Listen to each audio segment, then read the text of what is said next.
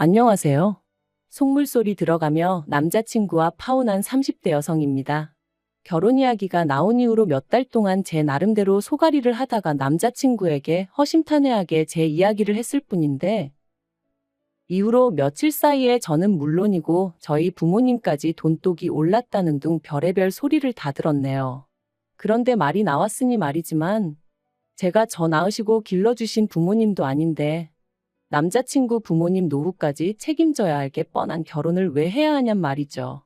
남자친구는 결혼하면 시부모님도 제 부모님이나 마찬가지라고 당연한 거라 했지만, 그렇다고 시부모님이 저희 부모님처럼 저 자라는 동안 돈 1,000원 쓰신 것도 아닌데, 정말이지 생각할수록 너무 뻔뻔한 것 같아요. 결혼해서 몇 년 살다 이혼한 것도 아니고 고작 파혼일 뿐이라지만 그래도 무려 4년의 시간을 함께 했어요. 그래서 그냥 파혼했네 어쩔 수 없지 하고 넘어가기엔 왠지 우라가 침입니다. 그래서 제 이야기 좀 해보려고요. 흘러 남자친구 귀에든 남자친구 부모님 귀에든 들어갔으면 하는 마음도 없잖아 있어요. 그러면 그땐 자기들도 알겠죠. 제가 이상한 게 아니라 자기들이 이상한 거란 걸. 일단 남자친구하고 어떻게 만났는지부터 이야기해 보겠습니다. 남자친구하고는 31살에 소개팅으로 만났어요. 그 전까지는 소개팅을 해본 적도 없었는데, 당시 제가 새로운 직장으로 이직하고 마음고생을 많이 하던 때였거든요. 그래서 일주일에 한두 번은 꼭 한 동네 살던 친구를 불러내 푸념을 늘어놓기 일쑤였지요. 사실 그때는 제가 워낙 저 힘든 것만 생각하다 보니 그러는 제 꼬리 친구에게 얼마나 부담스럽고 한심하게 보일지 미처 생각도 못했네요. 아무튼 친구가 보기엔 그런 제가 하다못해 연애라도 하면 좀 나아질까 싶었던 모양이에요. 하루는 자기가 소개팅을 해주겠다며 만나보라고 어찌나 성하던지. 그래서 자의반 타의반으로 나가게 됐어요. 그런데 여담이지만 조금 황당했던 건 전 친구가 하도 괜찮은 사람이라며 만나보라길래 친구랑 꽤나 가까운 사이인 줄로만 알았거든요. 하지만 알고 보니 친구가 직접적으로 아는 사이도 아니고 친구 언니의 친구의 오빠라나요? 친구 말로는 조금이라도 더 좋은 사람을 소개해주고 싶어서 자기가 수소문을 한 거였다대요. 하지만 어찌됐건 간에 그렇게 만난 남자친구랑 저는 처음부터 잘 맞았어요. 당시 저는 거북이를 한 마리 키우고 있었는데 남자친구가 거북이에 대해서 어찌나 해박한 지식을 뽐내던지. 사실 거북이에 대해서 아는 사람은 흔치 않거든요. 아무튼 그리고 이 밖에도 서로 관심사라던가 취미가 비슷해서 만난 지 3시간이 넘어가도록 대화가 끊어지질 않았습니다. 그래서 이 사람이 어쩌면 내 반쪽인가? 말은 안 했지만 첫 만남부터 혼자 온갖 상상을 다 했다니까요. 아무튼 이후로 저희는 몇 번의 만남을 더 가졌고 자연스레 연인 사이로 발전했습니다. 처음부터 결혼까지 생각한 만남은 아니었어도 시간이 흐를수록 결혼을 하게 되면 이 사람이랑 하는 게 시기적으로나 여러 가지 면에서 맞지 않을까 하는 생각도 하게 되었고요. 그리고 그렇게 만으로 꽉 채운 4년의 시간이 흘러가고 있을 때 남자친구가 먼저 결혼 이야기를 꺼내왔어요. 남자친구는 저보다 4살이 더 많았으니 아무래도 저보다 마음이 급했던 거겠죠. 하지만 저는 남자친구를 좋아하는 마음과는 별개로 결혼을 서두르고 싶은 마음은 없었습니다. 저에게는 결혼과 출산은 뗄래야 뗄 수 없는 것이었기에 결혼을 한다는 건 임신과 출산을 한다는 걸 의미했고, 그런 생각을 할 때마다 회사에 돌아왔을 때 내 자리가 있을까 하는 불안감을 떨쳐낼 수가 없었거든요. 하지만 남편은 자기나 저나 1살이라도 젊을 때 결혼해 안정적인 가정을 꾸리는 게 좋다며 애도 너무 늦게 낳으면 애한테나 저희한테나 좋을 게 없다. 이 밖에도 여러 가지 이유로 저를 계속해서 설득하더라고요. 그리고 듣고 있다 보면 솔직히 아주 틀린 말도 아니었죠. 그래서 그래 그럼 하자 그렇게 된 건데. 며칠 뒤 남자친구가 황당한 소리를 하는 거예요. 발단은 제가 우리 결혼에 필요한 예산이라던가 그런 거 계산 좀 해보자고 돈 이야기를 꺼내면서였습니다. 사실 3년을 만났지만 그러는 동안 서로 월급이 얼마나 되는지, 데이트 비용 외 생활비로 얼마 정도 나가고 얼마 정도 모으고 있는지 그런 이야기는 딱히 해본 적이 없었어요. 부모님은 뭐 하시는 분들이신지, 집은 자가인지 전세인지 그런 얘기는 더더욱 해본 적이 없었죠. 애들도 아닌데 그런 이야기도 안 하고 연애를 했냐고 하는 사람들도 있겠지만 저희는 데이트 비용은 물론이고 돈 때문에 서로 얼굴 붉힐 일이 없었어요. 그리고 서로 말은 안 해도 눈에 보이는 게 있잖아요. 입고 다니는 거 하고 다니는 거. 그래서 적어도 저는 남자친구 사정을 제 나름대로 어느 정도 가늠하고 있었거든요. 지금 생각해보면 그것부터가 실수였지만. 아무튼 그 당시에는 제 눈에 보이는 상황만을 너무 믿기도 했고, 한편으론 아무리 남자친구고 여자친구고 해도 굳이 그런 걸 다 알고 알려주고 해야 할 이유가 있을까 싶었네요. 남자친구는 몇 번이나 말하기를 주저하는 눈치였고, 그럴수록 저는 그냥 넘어갈 수가 없었습니다. 그래서 그러지 말고 솔직히 얘기해달라. 나도 오빠가 재벌집 아들이라곤 생각 안 한다면서 웃었죠. 하지만 남자친구의 대답을 듣고 나니 저는 더 이상 웃을 수만은 없었습니다. 알고 보니 주식에 코인까지 하고 있었던 데다가 혼자 살면서 나가는 생활비, 그리고 저한테 말은 못했는데 저랑 연애하는 동안 보이스피싱도 당했었다는 거예요. 그리고는 한참을 쭈뼛거리더니 한다는 소리가 2천만 원 모았답니다. 참고로 당시 남자친구는 직장생활 10년 차였거든요. 그래서 더더욱 생각지 못한 액수의 정말이지. 처음엔 제가 뭘 잘못 들은 줄 알고 제 귀를 의심했다니까요. 그러나 이게 다가 아니었어요. 그나마 그 2천만 원도 통장에 따로 현찰로 딱 있는 게 아니고 혼자 살 집을 구하면서 전세 보증금을 대출을 받았는데 그 대출 중 갚은 돈이 2천만 원이란 소리였거든요. 정말이지 어이가 없고 기도 안 차대요. 오죽하면 저도 모르게 돈을 그거밖에 못 모았는데 프로포즈를 한 거냐 소리가 다 나오더라니까요. 저는 남자친구더러 그러면 결혼한다고 하면 부모님께서 도와주실 생각은 있으신 거냐 물었습니다. 솔직히 2천만 원이 꽤나 충격적이다 보니 말을 조심해서 한다던가 돌려서 말할 여유가 없었어요. 그랬더니 남자친구 말이 그것도 좀 힘들 것 같답니다. 그리고는 하는 얘기가 남자친구가 대학에 들어가고 얼마 지나지 않아 아버님 어머님이 이혼을 하셨는데 이후로 아버님은 옥탑방 하나 구해서 혼자 살고 계시고 어머님은 이모님 댁에 얹혀 살고 계시다고요. 그리고 어머님이 아마 1억 정도 가지고 계실 텐데 자기는 그 돈 달라고는 죽어도 못한답니다. 자기가 그 돈 받으면 어머님한테는 아무것도 남는 게 없다면서. 그리고는 저더러 많이 실망했냐. 자기가 어떻게 쓰면 좋겠냐는데 거기다 대고 무슨 말을 해줘야 할지 모르겠더라고요. 어머님 돈에 손대기 싫은 거야. 이해 못할 건 아니지만 그럼 뭐 결혼은 왜 하자고 한 건가? 솔직히 원망스러운 마음까지 들었거든요.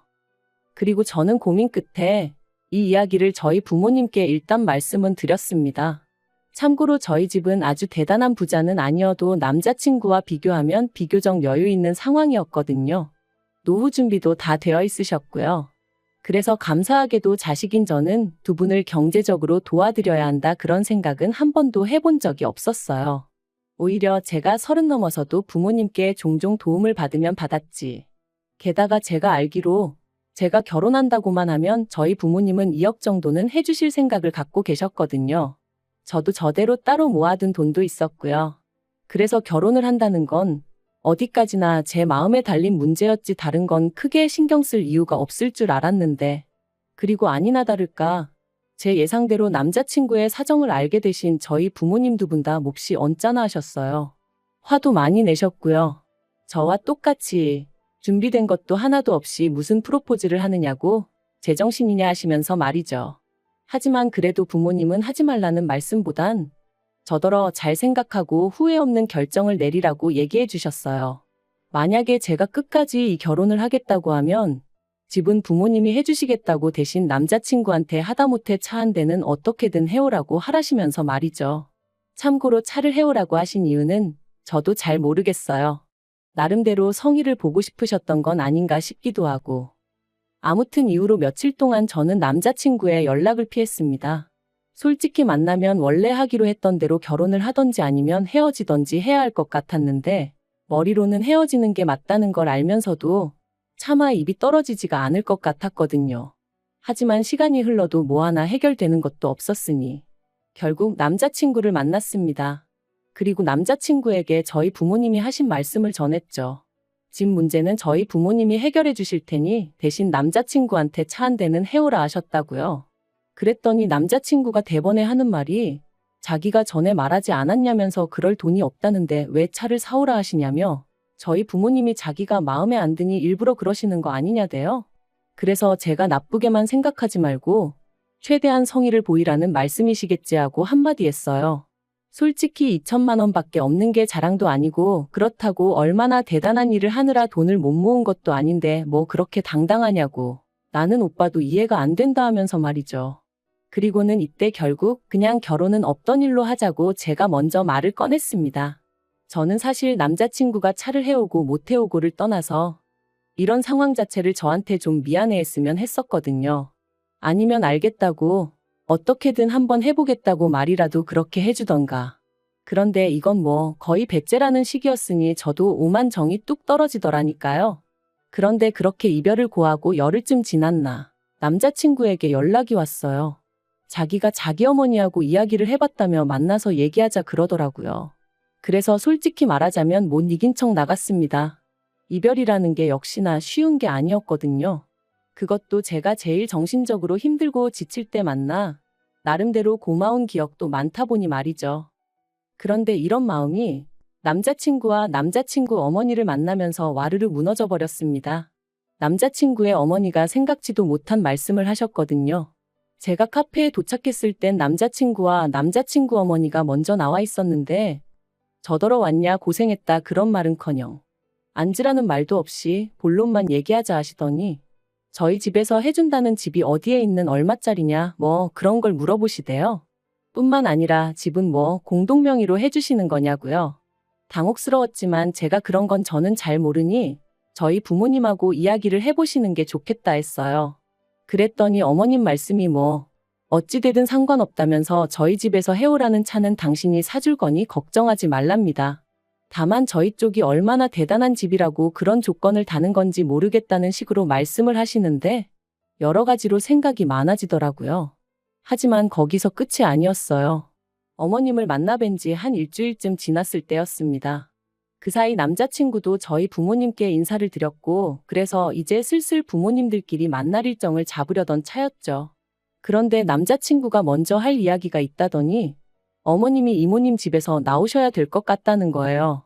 이모님 딸이 사정이 생겨 이모님 집에 들어와 살게 되었는데 그 일로 어머님이 그 집에 있기가 어려워지셨다나요?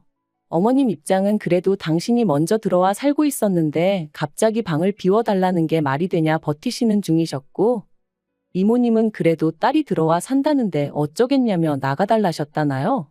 뭐 솔직히 남의 집안일이니 제가 이러쿵저러쿵 할 일은 아니었지만 어쨌든 남자친구 이야기를 들었을 땐 어머님이 오래 계시지는 못하겠구나 싶었죠. 아무튼 그래서 어머님이 난처하시겠네 하니까 남자친구가 한다는 말이 그래서 말인데 신혼집이 준비되는 대로 어머님을 와 계시게 해야겠다는 거예요. 생각지도 못한 남자친구의 말에 얼마나 놀랐는지 몰라요. 어머님을 좋아하고 안 좋아하고를 떠나서 어머님 사정이 딱하고 아니고를 떠나서 저도 제 신혼에 대한 나름의 로망이 있기도 했고 솔직히 저 조금이라도 편하게 시작하라고 저희 부모님이 신혼집 문제는 해결해 주시겠다 하신 건데 거기다 어머님부터 모시자니 생각만 해도 머리 아프고 기분도 안 좋더라고요. 그래서 제가 아무래도 그건 좀 어렵겠다 했어요. 나도 그렇게 되면 내 부모님 볼 낯이 없다고 그리고 언제까지 계셔야 할지도 모르는데 책임지지 못할 일은 시작도 하고 싶지 않다고 했죠. 하지만 남자친구는 저더러 너무한다면서 이게 사실 저희 부모님 때문이나 마찬가지랍니다. 저희 부모님이 차를 사오라고 억지를 쓰시는 바람에 자기 어머니가 돈을 쓰셔야 되고 그래서 따로 방을 구하기가 어렵게 되신 거라나요? 그러면서 와 계시는 게 싫다 하면 뭐 어머님 떨어 길바닥에서 지내시라는 거냐며 너무한다는 거예요. 그리고는 제가 정 못 모시고 살겠다 하면 어쩌겠냐고 자기가 월세라도 하나 구해드리고 그 월세랑 생활비를 대드리겠다는데 정말 기도 안 차더라고요. 그래서 남자친구한테 양심도 없냐고 뻔뻔하다 그래버렸어요. 그랬더니 저더러 말을 왜 그따위로 하냐면서 그러니까 돈 없다는데 왜 꾸역꾸역 차라도 사오라는 거냐며 저랑 저희 부모님이 못되고 이상한 거랍니다. 솔직히 집 사줄 능력이 되면 기왕 해주는 김에 차도 한 대 사줄 수 있는 거 아니냐고. 그게 아니면 차는 저랑 자기랑 결혼하고 나서 할부로 사고 같이 갚아나갈 수도 있는 거 아니냐며 말이죠. 그리고 저는 그런 남자친구가 어이없는 건 물론이고 괘씸한 생각까지 들대요. 그래서 우리 부모님이 무슨 자선사업가냐고 소리를 질렀습니다. 우리 부모님이 집을 해주신다는데 차 정도는 말씀하실 수도 있는 거 아니냐. 그리고 정 어려울 것 같으면 차라리 어렵다 미안하다 하지 왜 억지를 쓰냐면서요. 그러니까 남자친구가 저희 부모님도 그렇고 저도 그렇고 사위 될 사람 남편 될 사람 자존심이니 인격이니 그런 건 안중에도 없는가 보답니다. 그리고는 저더러 그렇게 살지 말라길래 저도 질세라 너야말로 거지근성 버리고 네 엄마랑 알콩달콩 재미지게 살라 했죠. 그리고 그렇게 저희는 두 번째 파혼을 감행했고 이때는 처음과 달리 뭐 좋았던 기억이고 뭐고 생각나는 것도 없었어요. 오히려 곰곰이 곱씹을수록 재수없고 날 얼마나 호구로 봤으면 집 해오는 김에 차도 해오라는 헛소리를 할 수가 있나 싶고 하지만 이미 파혼한 마당에 쫓아가서 뭐라 하는 것도 웃기고 그래서 솔직히 넘어지면 콱 코나 깨져라 그런 생각만 하고 있었는데 한 두 달 정도 지났나 또 연락이 왔습니다. 한다는 말이 자기가 그냥 다 잘못했다면서 자기 좀 받아주면 안 되겠냐 그러더라고요. 자기가 곰곰이 생각해봤는데 자기 인생에서 저 같은 여자는 또 못 만날 것 같다면서 자기가 잠깐 눈에 뭐가 씌었었나 보다고 저만 원하면 어머님하고도 연락 끊고 살겠다나요? 제가 됐다고 멀쩡한 모자 사이 갈라놓았다고 욕먹을 일 있냐 관심 없다 했습니다. 그리고 남자친구가 말한 것처럼 저도 똑같이 말해줬어요. 곰곰이 생각해보니까 나야말로 하마터면 내 인생에서 제일 잘못된 결정을 내릴 뻔했다고 너랑 헤어진 건 정말 신의 한 수였다고 말이죠. 그랬더니 찌질한 남자친구가 하는 말이 여자가 한 남자랑 4년이나 사귀었으면 그거 결혼한 거나 마찬가지라고 그러니까 어차피 저는 자기 아니면 누구와도 결혼 못할 거라나요? 아니 지랑 나랑 동거를 했나 뭘 했나. 기도 안 차서 두고 보라고 했네요. 솔직히 남자친구랑 파혼하는 과정에 기도 너무 빨리고 말 그대로 있는 대로 진이 빠져서 당분간 연애니 결혼이니 그런 쪽으론 요만큼도 의지가 없어요. 그래도 저 하나 사랑하는 마음은 진짜라 믿었기에 친정부모님한테 그렇게 손까지 벌려가며 어떻게든 한 가정을 이루고 같이 잘 살아보려고 했건만 무능력한 건 둘째치고 욕심만 사나워가지고 손해는 조금도 안 보려고 하고 생각할수록 괘씸할 뿐이네요. 아무튼 이제 다 끝났고 이렇게 속 시원하게 욕도 했으니 지금부터는 이름 석자도 있겠습니다.